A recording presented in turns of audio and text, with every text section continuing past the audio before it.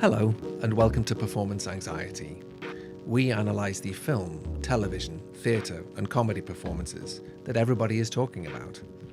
I'm Alex Dale, and with me is my resident film expert, Dr. Maren Tom. How you doing? Ooh, very well. Now that we've moved, we've got everything out of boxes and found everything. Yes. All Alex, the podcast stuff. our temporary hiatus was because we were moving flat. Yes. Yes, even successful podcasters have to move house occasionally. That's enough of our chit-chat. Context set it, Yes.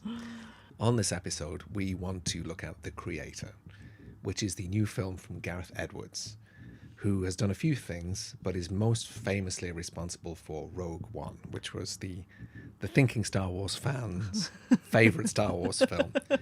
It made it re-serious again. It made the Star Wars franchise re-serious again. I think it took the whole fan base and the kind of franchise a little bit more serious, where people had fallen out of love with the kind of Star Wars world after the kind of Anakin episodes, the prequels. So in some ways, this is in a similar vein. But what is The Creator more specifically? What kind of film is it? It is definitely a sci-fi film set in the near future, about 2070 something. Humanity is, as they're supposed to be, at war with AI. So Yes. far, so good. The story is about the character Joshua, played by John David Washington, son of Denzel Washington. I was very interested to learn that because I didn't know that going in. Oh, yes. So Joshua is an ex-soldier who gets re-recruited to fight this AI super weapon. And it turns out, of course, the super weapon is a little child who he then has to protect because of his backstory with the mother of this sort of AI child. So far, so familiar, I think, in some ways. Yeah. Now, so that's a nice summary. The question is, why are we interested in it? And it's not immediately obvious that this is a kind of important film in some ways, but it is.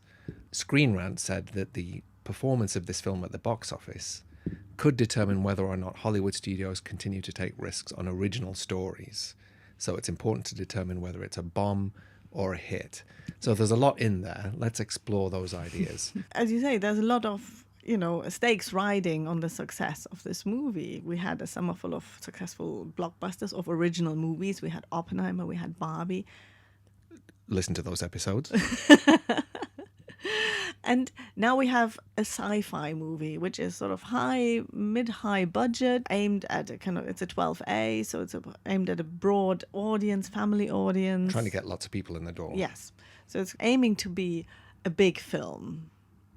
And it is an original script, so it's not part of the franchise epidemic that has occurred in Hollywood over the last years. It's not a sequel, it's not a multiverse spin-off, it's an entirely new original story. In the way that Oppenheimer and Barbie are new stories, at least in principle. Exactly. Standalone ideas, not derived from an existing intellectual property. No. So from that point of view, it's important to see whether this thing stands or falls, because it could encourage Hollywood to take more risks, screenwriters, producers, and so on. It could encourage them to invest more in original pieces of storytelling, original ideas, that kind of thing, if this thing works. Exactly. So now we have to look at how creative is the creator. Wow. Okay. Neat. But I think that's the correct question. Mm-hmm. How original actually is this thing? Exactly. Because if that's the gauge of the success or failure, then we need to get to grips with it. Yes. Now then, what do you think is the best way for us to approach this question of the originality of this? What's our typical way into thinking about things? Thank you for the hint. Since we are performance anxiety, let's look at the performances. Great. So we have John David Washington, as I said, son of Denzel. So already imbued with expectations of a Hollywood persona that already exists. Denzel Washington, his archetype, he's a knight. He's a knight in shining armor. First of all, this is interesting because I didn't know that he was the son of Denzel, so I didn't necessarily have those associations. But secondly, do you think it's the case that those kind of archetypal values get handed down in this dynastic way? Well, that's always the question, because, you can look at other dynasties, like, I don't know, Colin Hanks and Tom Hanks. Okay. Tom Hanks's archetype is the everyman. Yeah. Still a leading man, everyman. That sort of still exists, doesn't it, today? We still want archetypes that are everyman. So Colin Hanks, also a talented bastard. Yes. His career is unique. It's not like his father, although he already carries, he inherits a little bit of his father's archetype. And then you have got archetypes that really do not exist anymore. Like, for example, like Denzel Washington's archetype. The knight does not exist anymore. the knight errant. The yes. knight, yes. Denzel Washington's best role was Much Ado About Nothing. Yes. That's Swashbuckling. Yeah, swashbuckling. It was Leather boots, jodhpurs, yes. An absolute fulfillment of this archetype. Yeah. But also, people like Scott Eastwood, Son of Clint. son of Clint Eastwood, who probably has the most burdensome inheritance, being the son of Clint Eastwood, and archetype all on his own of masculinity and heroism. Well, Clint Eastwood pretty much invented an archetype, the man with no name. Yes. Which is rugged, frontiersman, kind of conservative, small c, and that doesn't exist anymore. Doesn't exist anymore. And poor Scott, who looks a lot like his dad. Yeah, he's a pretty boy. Bastard. But also, he does not have much more than the inherited meaning of his father. So the roles that he plays are sort of not as fulfilling, and he is not as in demand. So, bringing this full circle then, Yeah. how do you think John David Washington fares with this kind of burden of expectation? And also, do you think he has inherited anything from his father, either talent or looks or anything like that? Well, he's a very good-looking man. There's no and doubt about there's it. no doubt about it. He is very pretty. He's very good on screen. Yeah. This is why I think people like Christopher Nolan like filming him and Yeah. so on. Because he's more like a prop than an actor in some ways. Yes, he's got a good face, Yeah. right?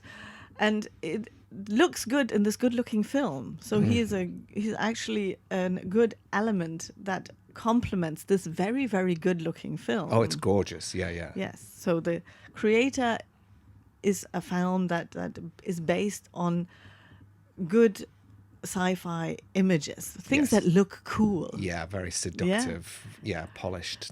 Yeah, exactly. Yeah. But here again, we have a problem that his range, let's put it this way, Yes. although I don't like using it, Yeah. but he is not his father, Well, this is an interesting thing, isn't it? Is that being good looking is not the same thing as having screen presence, is not the same thing as being somebody you can empathize with. These are all quite distinct categories. These are all very distinct categories and obviously useful in their own terms. Yeah. However, here is a character that needs to carry a lot of emotional baggage and needs to bring you on the journey that he is on. Yeah, he does have a very traumatic backstory. He loses Exactly. his family, he loses his wife, he Yeah. loses limbs. Yes. So he has a lot of stuff to reckon with. And so he has to bring the audience onto his journey. And there is something really lacking. And I don't know if it's solely to, the lack of his talent or the filmmakers, lack of getting good stuff out of their actors. I think it's a combination of all of these things. Well, let's give him the benefit of the doubt Yeah. for a second, because, actors can only work with what they're given. So looking at that whole cast, nobody has a particularly nice role to work with. Alison Janney stars as the kick-ass boss character, a kind of commander, the sergeant major.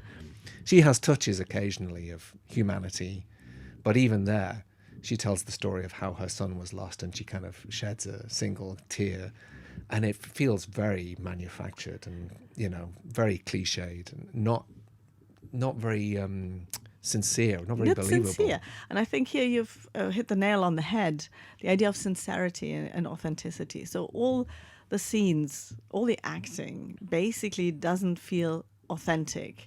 It feels like a rehearsal. We're watching a rehearsal where actors show the director the script, what they want to see. Yeah. Or maybe they're doing some character work to find the characters. Yeah. So at the beginning, when he's in bed with his wife, Gemma Chan, it feels like an improvised scene where they're kind of getting to know one another as performers rather than as husband and wife. Also, yeah, and it looks as if they're just performing for the director. Yeah. Look, this is what we understand the characters. This is what This is what husbands and wives do in bed. Yeah. Yeah. So, but what is missing is what Stanislavsky calls the private moment. Oh my goodness, you're really bringing in Stanislavsky now. Yes. Okay, let's do it.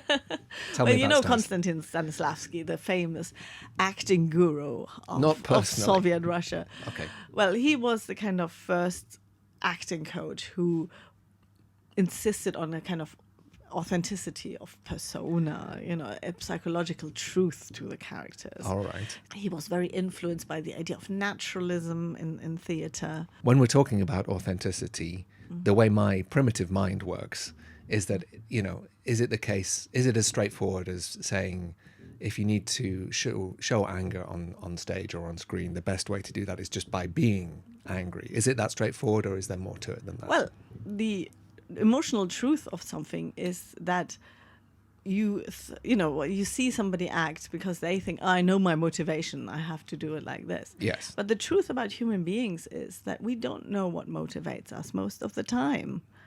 So you have to approach your character through the logic of a human being, not the kind of academic understanding of this character and think, oh, this makes me angry, so I should act angry or something. I mean, we don't know what motivates us. That would be an entirely different Brechtian production or something. I don't know. But I know what you're talking about. Yes. And so this is what actors basically learn, that you don't show what motivates you. Yeah. Because you don't know. Because, human beings don't know the script and don't you know the end of the story. And you don't know your subconscious. Right. Yeah, you don't know why you act out sometimes or why you do certain things. And so Stanislavsky has invented this idea of the private moment where actors practice being by themselves for others. And then, of course, in the United States, the acting teacher guru Lee Strasberg, the inventor of the method. Everyone bullshits about the method constantly. Yeah. But so Strasberg then makes all his acting pupils do this exercise of public solitude. Oh, my word. This is the kind of stuff that gives actors a bad name. Tell me about public solitude. It is basically the same idea that you can be by yourself, even in public. So Yes. for an audience, you don't play for an audience. You are still an authentic self and you act out of your own sort of motivation, which you obviously don't understand all the time. And you can feel the truth of that by... It's a very common occurrence, at least to me. You're walking down the street, you're in your own head. Suddenly you're aware that a group of teenagers is watching you. And your whole body tenses up and you go, how am I supposed to walk